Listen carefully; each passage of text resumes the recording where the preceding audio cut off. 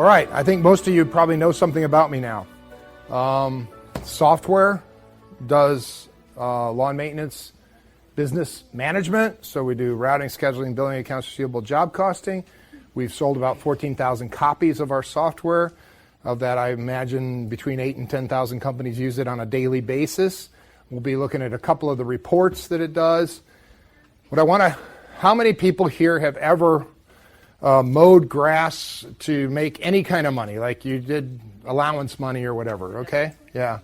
Most of the times when I start talking about lawn maintenance companies, almost all of us, is like, I forget how many people have worked for McDonald's in their life. You know, it's something like 90% of Americans have worked for McDonald's at some point in time, something like that. But anyway, most people would say yes, they've done some kind of lawn maintenance because it's easy. It's a great, very, very easy business to get started and get into. And there are these things called threshold to entry and barriers to entry and all that kind of stuff. Well, with lawn maintenance, they're very low. So it's easy to get started. Easy to go with lawn maintenance. In fact, in this book, most of what I'm talking about, I'll be referring a little bit back to this book called The Beautiful Business that I wrote because I'm doing these talks at Family Economics. And I said a number of people started lawn maintenance businesses after they heard me talk about it. And I said it's good to have something written down where you can go through it. For you guys, there are cartoons and pictures, so you don't have to read everything. You know, it does have drawings on it, so that's nice. So that's good.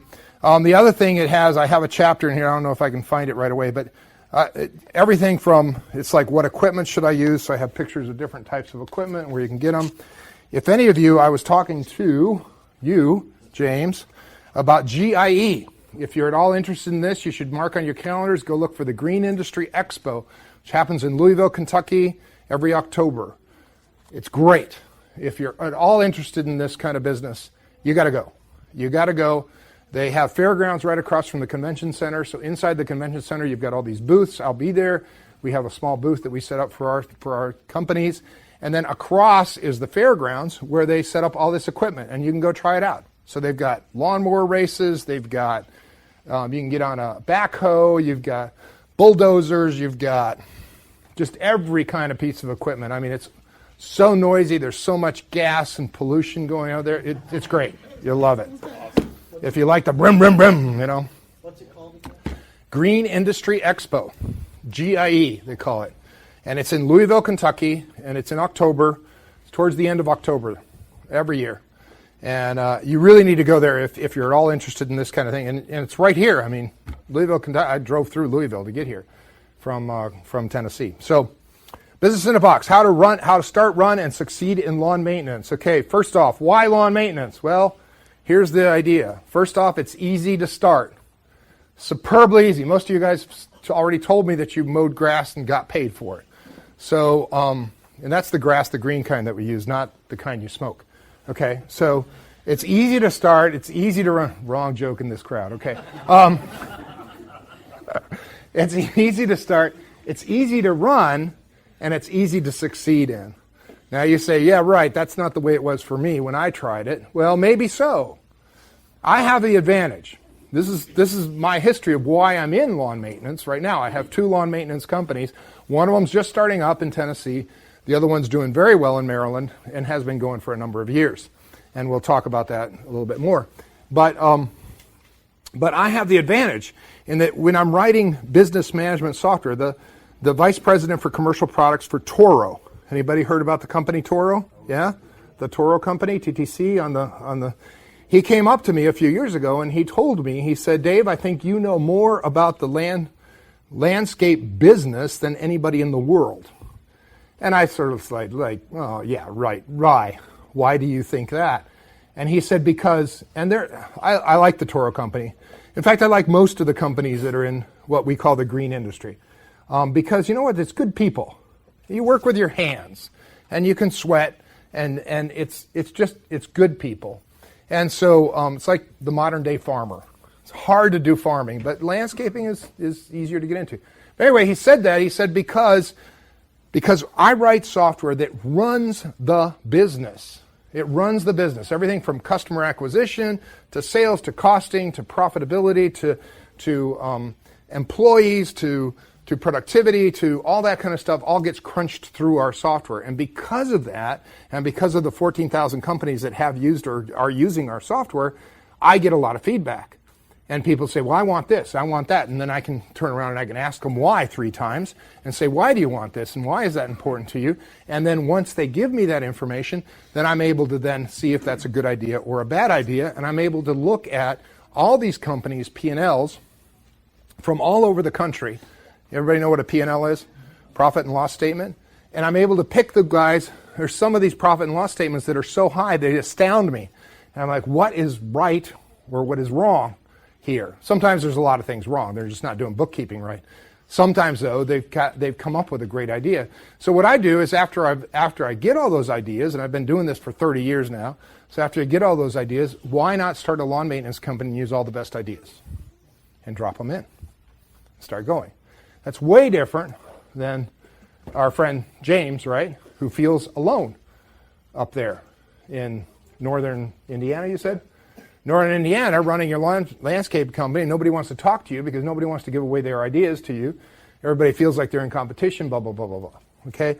So this is a picture here from the GIE, just one picture I threw in there. So that's the kind of thing you have. This is huge convention center with this huge trade show. And it's all over the place. I mean, I don't know if you can see how far back it goes, but it's immense. It's immense. So is it a real company? Can you really make money at it? Really? Lawn maintenance? How many people have seen a lawn maintenance truck driving around your city? How many do you see in a day? A lot. Do you think all those guys are just like weekenders that are just trying to make a little beer money so they can... What do you think they're doing? What in the world are they doing? And how are they supporting this type of thing, this industry over here? Yeah, it's a lot bigger than you think. So can it be a real company? Well, here's one of my customers down in Louisiana. I do not know if he's flooded or not. It'd be a good phone call to make. But he's down there in Louisiana, and this is just his website. I just threw it up there because I know something about him because I do a lot of custom programming to our software to help him with his business. Okay, so he's got more than 40 trucks. He does multi-million. I think he's doing about $9 or $10 million a year in sales. And this is his website, and he uses our software to run his business. Do you think that's a real business? This guy started, it's very interesting. His name is Chris. Oh, no, I lost his last name. Anyway, it'll come to me from Corporate Green. But his name is Chris, and what he did is he was an accountant, and his children were growing up. He wasn't part of the family economics, but he was an accountant. His children were growing up, and he said, I want to have a business where I can involve my sons and where we can do it all together. So his sons were already grown, and he decided to start this. He used to call it Corporate Green. Now it's called Green Seasons. And he started this company so that he could do that and so that he could have them all involved. And he grew the company really fast, and here it is. Now he's ready to he's almost getting to the point of retiring. But that looks like a real company to me. I don't know if you guys would call it a real company. Anybody here not want to call it a real company? All right, next one is, here's some P&Ls from us from 2013. So again, I showed these a couple sessions ago. $698,000 in sales. Notice that we have a 31% growth on our, that's our lawn maintenance company in 2013 and Maryland.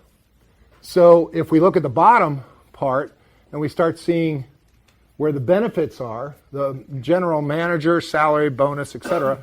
In 2012 was $61,000. In 2013, my general manager made $83,000 running my landscape business. So again, a decent wage, right? I wouldn't say it's huge, but it's not tiny either. So we look at the bottom line. The bottom line is we ended up with $78,000 in profit. That's after all expenses. That's paying the manager, paying all the office employees, paying all the production employees, paying for all the gas and all the repairs and depreciation on the equipment. Those of you who are in accounting, you get it? The whole thing, whole shoot and shebang. I've got to pay taxes on $78,000. But in addition to that, you see up here, we have $21,865 that's under the Dave Tucker category. And then Glenn, who was a partner of mine, is $7,800 that he got. And then there's John Coleman also, who is the manager, $2,000. Now what that is those are things, my company's a little bit stupid, right? Clip Lawn Care Company over here, because they do stuff like buy me laptops and, stuff like that. Everybody understand what that is? These are expenses that normally wouldn't have to go through the company, but they're benefits to me as the owner. It's like the company can buy this for me. The company can come do landscaping at my property. And so I put it there. The reason I do that is because I pay my manager a percentage of profit. So if I'm going to pay my manager a percentage of profit, anything that's going to come to me that wouldn't normally be in a business expense has to be added back so that he can make a 10% profit. So you add that up. So we add this 83. So we end up with about 100. If you add the 83K for the manager, we end up with about $103,000 of extra cash flow out of the company, out of $698,000 in sales. Is everybody clear on that? And like I said in the last one, I don't know if it's, my next slide says it's blank. Oh, it's coming. So, like I said in the last one, the amount of time that I spend on this company right here, and this was a couple of years ago, now we're doing $850,000 in sales, and our profit has gone up commensurate. Anybody remember how much time I actually spend on this company? 40 hours a year. 40 hours a year. What's your depreciation on that? What's my what? Annual depreciation. Annual depreciation. It's probably in there somewheres. I'd have to look it up. I'd be happy to share any of these numbers. If you want to, we can go in and we can look at the real P&Ls, and they're in QuickBooks and stuff like that. So there's a young man down in Florida. His name is David Moody. Last year he contacted me, about this time. He contacted me, and he's never been to a Family Economics, but he did buy the audios, and he heard my presentations, and he was the principal at a Christian school down in Fort Myers, Florida, and he decided he didn't want to be a principal of the Christian school anymore. There's lots of reasons, and he thought after listening that he would start his own lawn maintenance company. He contacted me, and he said, "Hey, Dave, can I ask you some questions?" And I said, "Sure," just like you did. Said, "Sure." One thing led to another, and I said, "Why don't you come up for a week and see how we do business?" So in October, what he did is he drove up from Fort Myers, and he's got 20 kids under 6 kind of thing. I forget how many kids, and his wife is pregnant, so she wasn't feeling too good. But they drove up, and he spent 2 days with me. And I went out, and we went out together, and we went and we looked at it, and I'm there to show him what it is. So this is what he wrote me just a couple weeks ago. He wrote me to, because I'm not going to read all of it, but the general idea is he did $1,500 a month last December through April. In May, went up to $2,500. In June, his billing went up to $4,000. And in July, the billing was $5,500. So the business is growing. He's talking here how he's planning on hiring a couple of employees, and he's going to start doing better like that. On a different note, he says, "I saw that you will be speaking at the NOAA conference, knowing how much you, et cetera." He says, "You're going to have fun at it," which I do. I do have fun at it. So this is a real example of a guy who just started in December of last year, and now he's up to billing. He's billing, what did I say, $5,500 a month, getting ready to start his own.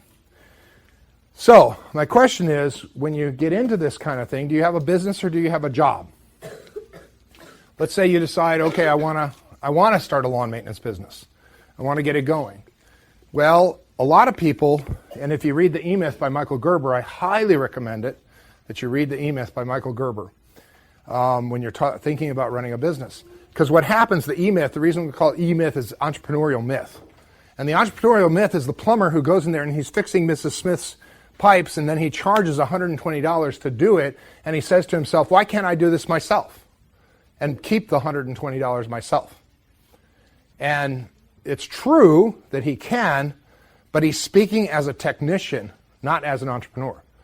Okay, a technician says, "I can fix the pipe for $80 or for $120. I can fix it for $80, still make money." But what does he not know?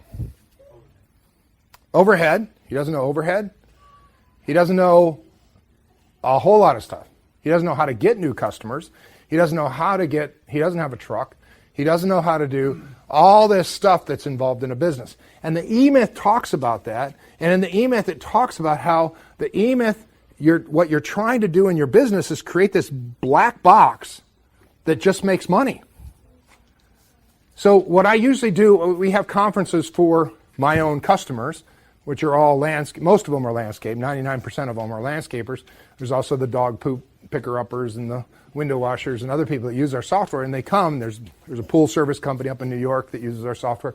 Anyway, but most of them, and it's what I need to do is I need to get into their heads, and I need to change their mind from being, I run a landscaping company, to thinking, I run a company that happens to cut grass. Do you understand the difference between that? I run a lawn mowing company, or I run a company that happens to mow lawns. Because if you understand how to run a company, it really doesn't matter what service you're offering. You can make it work. But you have to think about it from a business standpoint, not from a, how do I cut grass? And one of the things that this kid from Florida, when he came up, I'm showing him the business aspect of it. I'm showing him how to do this, and I'm about to get into some of that right now. I'm showing him the business aspect of it, and one of the things he was very impressed with is that on these mowers that we use, these big commercial mowers, you can mow backwards. And it kind of blew my mind. It's like, really? That impresses you? Why didn't you just pull back on it to see if it moved backwards? But it's like you never know what you don't know, do you? And so he had never thought that it could mow backwards. So by coming up and by seeing it, he was able to see our guys. Our guys, by the way, that day I tailed them. Our guys are superbly quick, unbelievable. We tailed him. It's the first time I've done it in years. I tailed him just because he was with me. I had to get up early and be there and meet him, and I don't do that. And so then we tailed him, and by 11 a.m., they started at 7:30 at the shop, and by 11 a.m. they had done, I forget how, do you remember how many? Like 12 properties or 14 properties? Something like that. I was like, watch him. And and I think I told Karin when I got back, I was like, yeah, 11 a.m. and they're doing. There were 3 guys on a truck. I usually do 2 guys on a truck.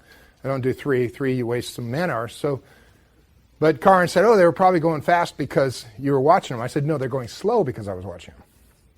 Now the difference is the second book that I wrote, which is called Piecework, and it's because we pay our guys by the job.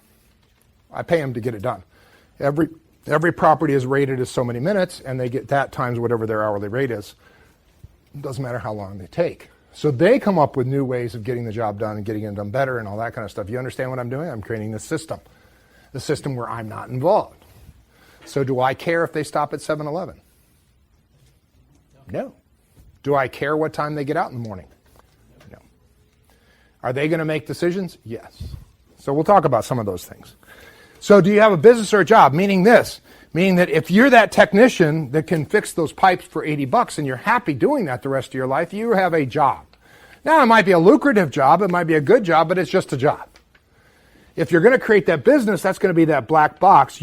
By definition, you need to have some employees. You're going to have something there that runs that business so that you can step away from it and you can say, yes, I own that. Isn't it wonderful to own things? Isn't it great that God gave us the commandment, thou shalt not steal, because that by definition tells us that we can own things? It is. It's wonderful. So I can own that business, and it actually, and the government respects that I own it. And I can own that business, but I don't have to be involved in it. I can set it over there and let it do its thing as long as I've set up the systems correctly to work. Okay, so what are the systems here? Keys to success. I've narrowed it down to 4. I think there's 4 keys. There's a whole lot more or less. I don't know, whatever you want to do. But these are some that I have, which is first marketing, piecework, revenue tracking, and knowledge-based systems. This is what we use to do it. So first, let's talk about marketing. It's in chapter 5 of the book. Marketing, $20 special. We like small residentials. It's important that you define your customer. So when you start your business, this is how to start, run, and succeed in lawn maintenance. Define your customer. Who is my customer? Who's my ideal customer? For me, the ideal customer is a small residential of a neighborhood that's fairly new. Wow, really? Down to that, huh? Yes. Why? Well, because when you get these cookie cutter houses that I'd never want to live in, but, I'm happy to service, you get these cookie cutter houses that are sitting over there. All the lots are, they're about the same size. The gates are all about the same. Everything's about the same. And if it's just been put in, if the neighborhood is fairly new, guess how tall the trees are? Not very tall. I have not figured out how to make money with leaf removal. So what I do is I just go into a neighborhood that has small trees. And I don't worry about the leaf removal. And when the trees grow up and get too big for us, we just move out of there and go to another new neighborhood. It's growing all over the place. It's like I don't want to do what I don't know how to do. It's that easy. I pick and choose. I'm very choosy. So we go around here and we develop this $20 special, and we do it both by using this thing called Every Door Direct from the U.S. Postal Service and by doing door hangers. And the way this works really, really well. The way this works is you go through a whole neighborhood and you put out these flyers. And by the way, I pay my guys 10 cents a flyer to put them on doors for me. So again, it's piecework. I don't pay them by the hour. They go off and they put them on every door. And they put them on all these doors, and somebody calls us up and they say, come out and do my lawn for $20. Okay, we will. Now, do we make a lot of money at $20? No, probably not. But what a lot of other landscape companies will do is they'll say, free estimates, call me. Right? That's what everybody does. Free estimates, call me. How many of us actually want to call somebody, bother them, and have them come out and estimate your lawn, and you have to meet them there, and they want to talk to you, and they're going to push you to go ahead and sign up. Do you get that? So what do? I say $20 first cut. After that, we'll leave you an estimate. Well, one, it makes it much easier for the customer because the customer says, yeah, $20, sure, I can do that. That's like a pizza, right? So I'll do the $20. What does it do to me? It pays me a little bit of money, just not a lot. But guess who goes out and does the estimate? The guy that's cutting the grass. He goes out, he actually cuts the lawn, he sees whether they have a pool, he knows whether the mower can go through the gate or not. He finds out whether they have a lot of dog dew laying around the yard, finds out whether they have a lot of toys. You know what I'm talking about. He finds out all about that if you have to move the whole picnic table and all that kind of stuff to mow under it. He finds all that out, and he knows how close it is to his other lawns in the area. He knows how much travel time he's going to spend on that. Guess what he does at the end of cutting that lawn? He says, I think that this lawn is and he might say a 1.2 hour lawn. Remember, I pay by piecework. So what does that tell me? That tells me that he has offered himself, right? He has offered his services to me, saying, I will mow this property if you pay me 1.2 times my hourly rate. Right? I got half of the transaction. Do you remember from earlier when I said a business is just something that organizes customers and employees? I've got the employee side, boom, done. Now I present it to the customer. He leaves it there. By the way, he doesn't speak English. He only speaks Spanish. And so I have a two-part form, and it's English on the top and Spanish underneath. And so he just looks under. Of course, they've got it memorized now. They know what to do. And he knows that my hourly rate is $45 per man per hour. We'll get into that in a little bit. So he knows that a 1.2 would be 1.2 times 45 equals this. Now, I get that back. My manager calls the customer and says, we'll do your lawn for $52 or whatever it is. And the customer says, okay, that sounds good. I've got the customer agreeing to pay. I've got the employee agreeing to do the service. What's left? Nothing, right? Just do it. Now, how does this $20 special save me all kinds of money in the business?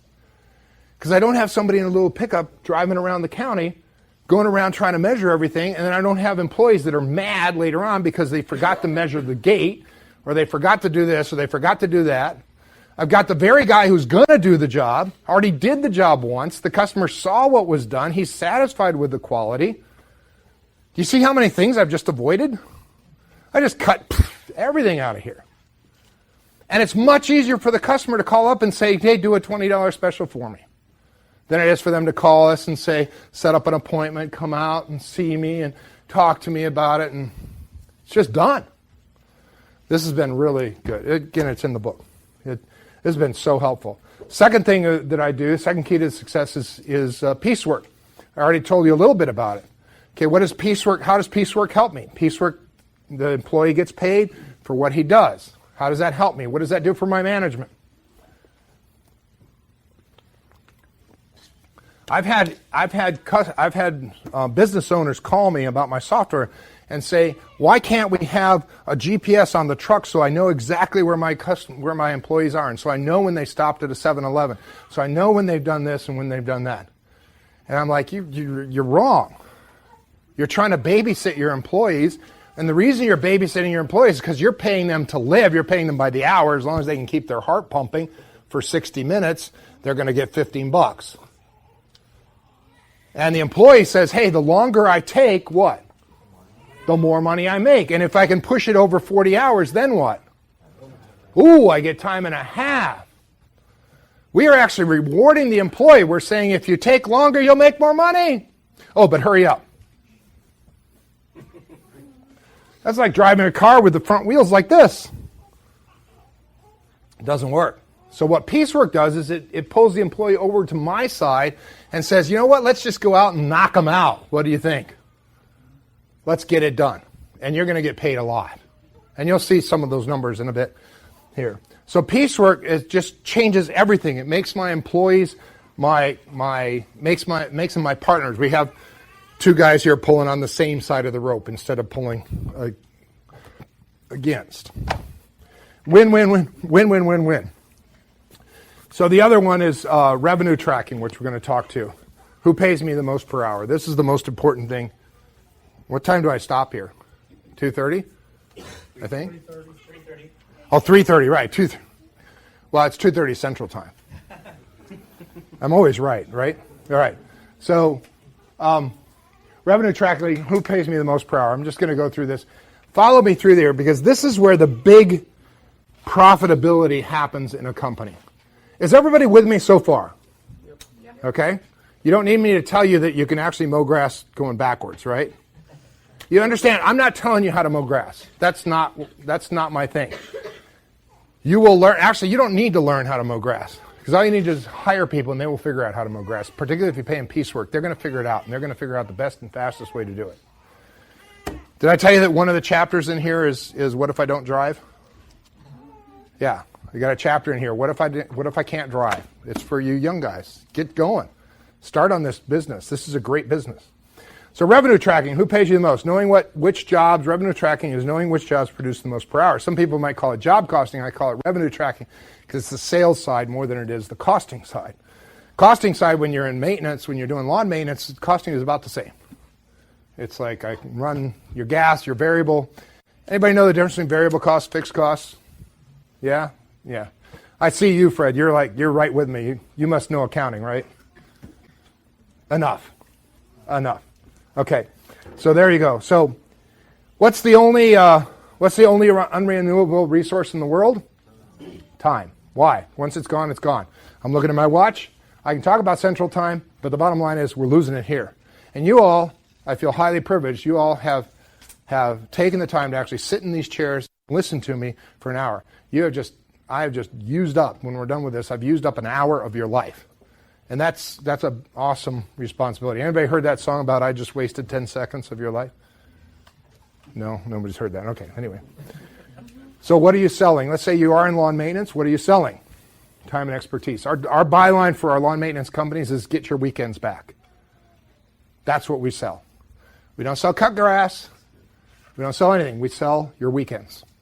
And we are trying to get the guy who just moved into the house and who is thinking about going down to Home Depot and buying a $200 lawn maintenance or a $200 mower and thinking about it's going to take him all day long, Saturday, to get his thing mowed. I should have brought it. I didn't bring it. Sorry.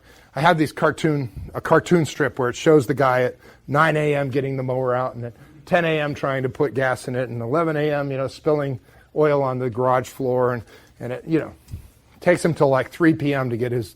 And we are in and out of there in, usually it's about 6 minutes, is what my guys take.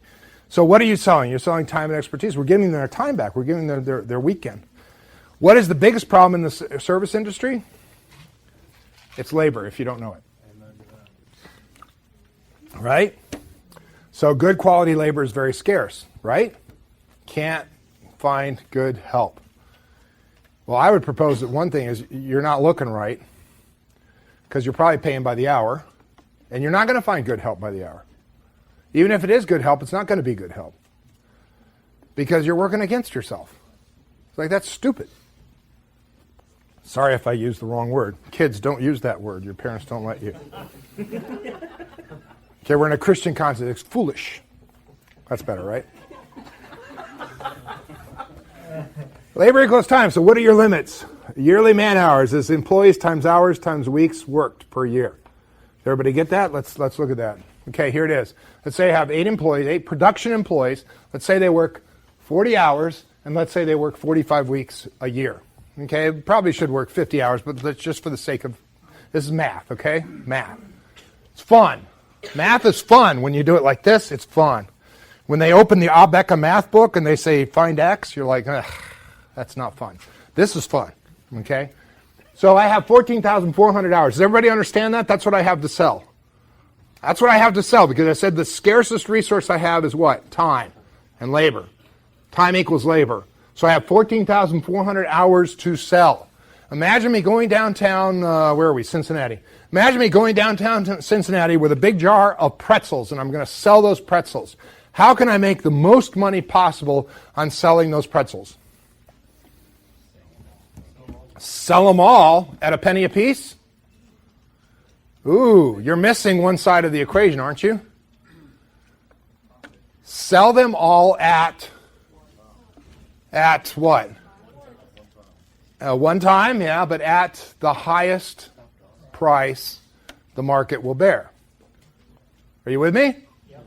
Okay, sell them all, I can do that for a penny a piece. Done. But that's not going to make me profit. I'll make it up in volume. You know, the 2 guys that, sell potatoes, they buy them for 50 cents a pound and they transport them, they sell them for 50 cents a pound. They look at their books and they say, we didn't make any money. And one guy says to the other one, I told you we should have gotten a bigger truck. Yeah? What is the most important thing you can learn about your customer? The answer is here. You can read, right? Oh, we're all home teached. I'm sorry. Can't read. Yeah, I was home teached, so I tell my kids that if somebody asks you where you go to school, just answer, I'm home teached. And watch their face just for the fun of it. Some of my kids have done that. It's hilarious to watch them. Like, it doesn't give us all a good name, does it? But anyway. So what's the most important thing you can learn about your customers is who pays me the most per hour, right? We want to get that top. We only have so many pretzels. We've got 14,400 hours to sell. We want to make sure that we sell them at the highest. So what are our limits? 14,400. We want to sell each hour at the highest limit possible. So arithmetic, not exciting, but necessary. Yes, it is exciting. So the total company gross sales. Let's say that company has gross sales of $400,000 a year. Let's say they're making $28,000 in profit, which means the total production hours is 14,400. Does everybody get this math? Okay, I know it's a fictitious, it's a company, but it's realistic. They're making $28,000 in profit. So how much do they make per hour? You don't have to tell me the number, but tell me how I would come up with that number. How much is their gross sales per hour? 400. How would you find out? Huh? 400,000. 400,000 divided by 14,400. Did everybody get that? This is not hard, right? So I've already done that for you. Wow, lo and behold. It's $27.77 per hour, per man hour. Okay, so now I know, and you can do this for your company, James, and this is an extremely important number. Extremely important. You'll find out. You'll find out in a little bit here. So now we look at something else. We say that if the total profit is $28,000, which is 7%, we find out what the business cost is. Everybody understand what the business cost? Business cost, how much does it cost me to run this company? So if I have $28,000 in profit, that means it cost me $372,000. Let's go back to my P&Ls in my clip lawn care. I said that we did, what, 100 and $97,000 in profit on let's say $700,000 in sales. So what's my business cost? It's $700,000 minus $200,000. My business cost would be $500,000 or thereabouts. Now I would divide that by the number of man hours, and I would come up with exactly how much it costs me to run my company per man hour. Okay, so we got that, $372,000 to run the business. Everybody with me? Okay, so now I'm going to ask you a question. Which is the better job? We have ABC Shopping and we have Smith Residence. ABC Shopping is $800 per service and the Smith Residence is $28 per service. Which is the better job? All right, thank you. You'd be amazed at how many landscapers say, oh, ABC Shopping. What's wrong with that? What did I say was the most important thing to know about your customer? How many dollars you're making per hour. We don't know that because I haven't given you any information. This is where our software comes into play. Okay, the software is mobile and the guys log in, start, stop, start, stop, start, stop. You see how much more important it is than just does it bill the customer? Like, who cares? Well, I do care. Well, we don't have enough information. We don't know how much time is involved. So now let's take a look at it. ABC Shopping takes 42 hours and Smith Residence takes 7.78. So now can we figure out which one is a better job, better customer? Yes. And I already did the math for you, believe it or not. Divide per hour, charge divided by the man hours equals this. So ABC Shopping actually produces $19.01 per hour. Smith Residence produces $35.97 per man and per hour. I can now compare apples with apples. This is the fun part of business. Okay? So, I ask myself this question. If all of my jobs were like ABC Shopping, I would have $19 times 14,400 hours. Is everybody with me on the math? Is this exciting or not? Does anybody think this is exciting? I think it's exciting. Wait until you see the next slide. I would get a total gross of $273,000. Now, what's wrong with that? $273,000. I already said my business cost is $372. So what does that mean? That means, yes. You'd be amazed how many landscapers don't understand this. And I've done this kind of a presentation to a lot bigger type of thing at GIE and at other places. And I've actually, a couple times, I've gotten a stack of dollar bills and just handed it out to everybody. Everybody gets a dollar bill. Why? To illustrate the fact that every time you do ABC Shopping, what are you doing? You're handing money to the customer, saying thank you for the privilege of mowing your grass.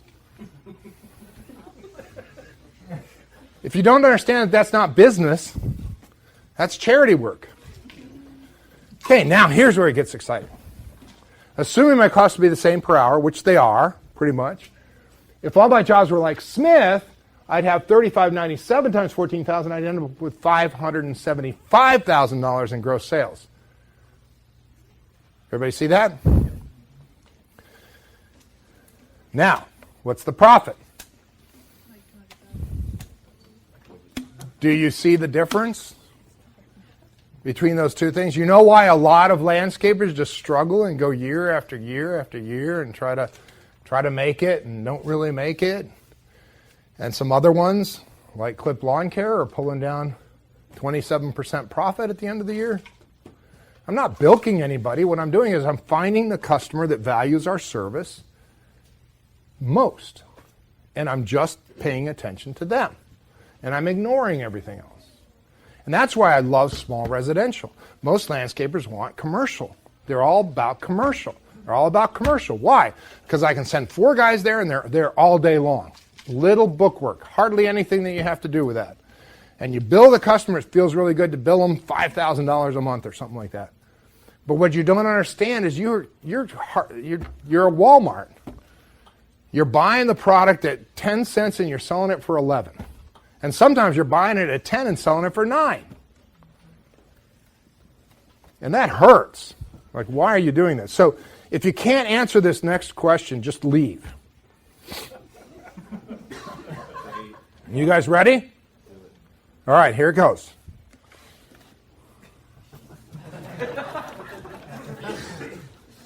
I better leave. All right, they're going. They're going. He's got to go to the bathroom. That is brutal. My goodness. I know. There he goes.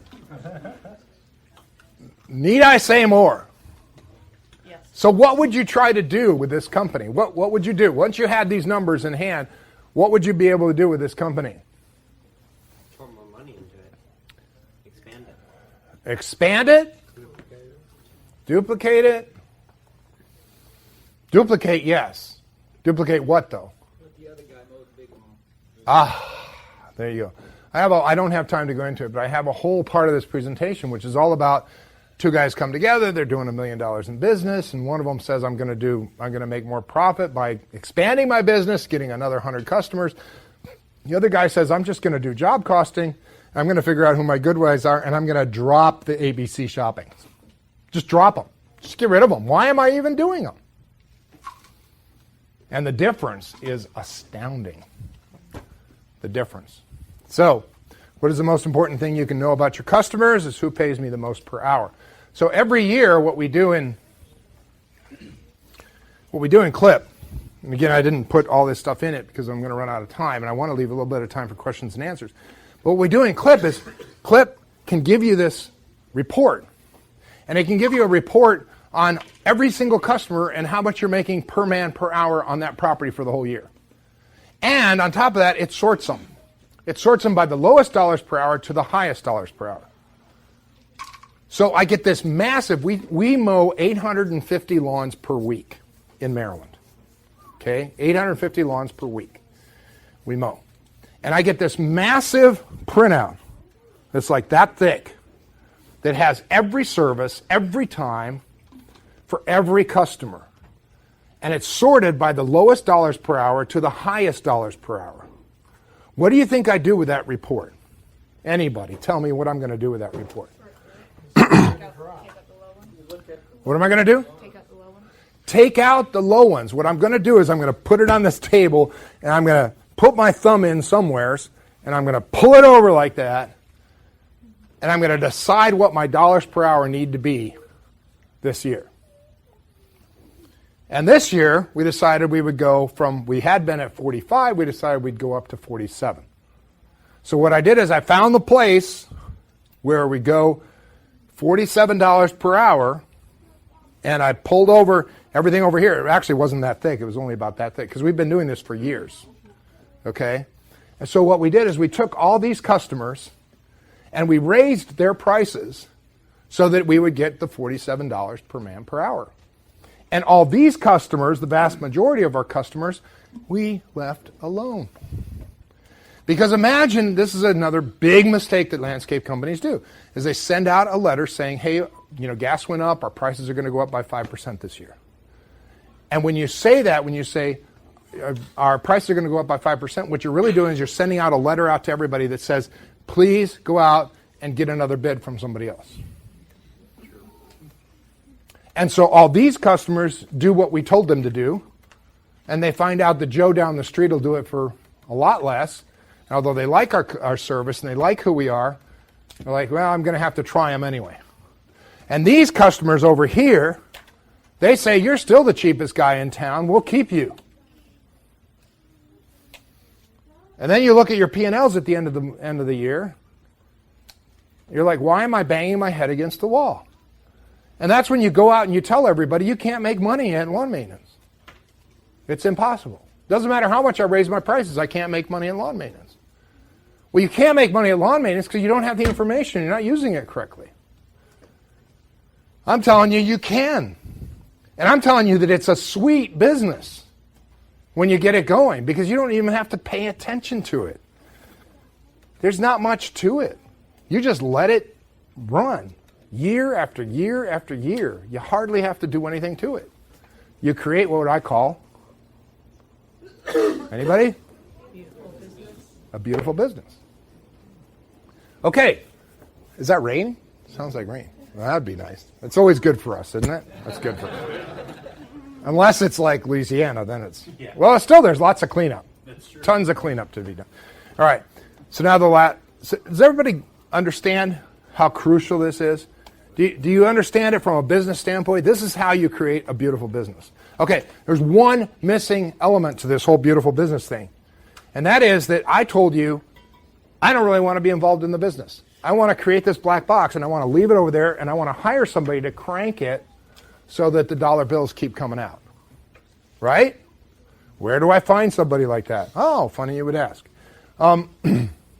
So another thing that I've developed in order to make the whole process work, you want to hold that up again? What is that? Fit. Oh, I thought so. Oh, yeah. Okay. I'm getting you mixed up with the previous session. It's like, all right, we're good. Knowledge-based system. What happened is I found out that a lot of my employees were calling me to get answers to stuff. And what is my life goal? Does anybody remember? What's my life goal? To become useless. And so I wasn't useless. I was answering my cell phone. I was answering questions. I'm like, that's not good. So what I did is I created a software program called Know It All. And it's sort of like your own personal Google. And you go in there and you put everything that you want to remember that you need to know, and everything from PowerPoint presentations to Excel sheets to Word documents to and all the instructions for running my company, for running any aspect of my company. Everything from, how do I answer the phone? How do I change the voicemail message? Everything that anybody would ask about my company is in there. And it's searchable based on keywords. You guys start to get the idea of what's happening here? I am attaining my life goal. Right? I speak and I have presentations on how to delegate because I see so many micromanagers out there. They're trying to micromanage their company. It's like, why are you doing that? Why? Become lazy. It's easier. And so I created this thing called Know It All, and if you want to look at it, it's knowitall.biz. And I created this thing called Know It All, and then we have everything. We have a personal copy too for ourselves. So like all my presentations for the NOAA conference are right there. I just type in keywords NOAA and conference or NOAA and presentation, boom, and there I have them. They're attached, but every little piece of information is in there. So now I have the knowledge side of it. Notice what I have. I've got the sales side, which is the $20 special, right? Marketing. I've got the piecework, which takes care of all of my labor. And my labor is involved in it, and they want to push the company forward. I don't need to push it. They want to push the company. When they're mowing this lawn, they're putting a flyer on this side and on this side and on the three of them in front because they know that if they can drop the gate once and do 6 lawns, it's much better than not. I don't push it. I don't have to do anything. All I did was create the system that they can flourish under.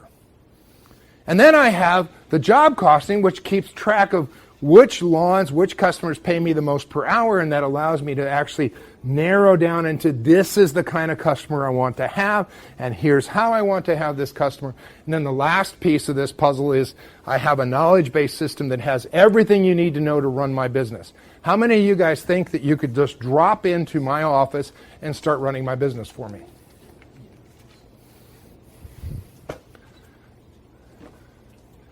Have you ever been impressed by McDonald's? Not necessarily their cuisine. Have you ever been impressed by McDonald's? You ever looked back in their kitchen and seen how it works? And said how they can do this stuff and how easy it is? They can almost hire monkeys to do the work. That's that black box. I'm very impressed with McDonald's. Not because of their food, but because of the fact that they hire these people that have no work experience, don't know what they're doing. And it's like when the red light goes off, you shake the fries. Right? And that's it. So a lot of people say, I can't find good help, I can't find good help. Well, it's because you've made your business so complicated that you're the only one that understands it, you're the only one that does it. And you haven't made it so it can be handed off. So let's take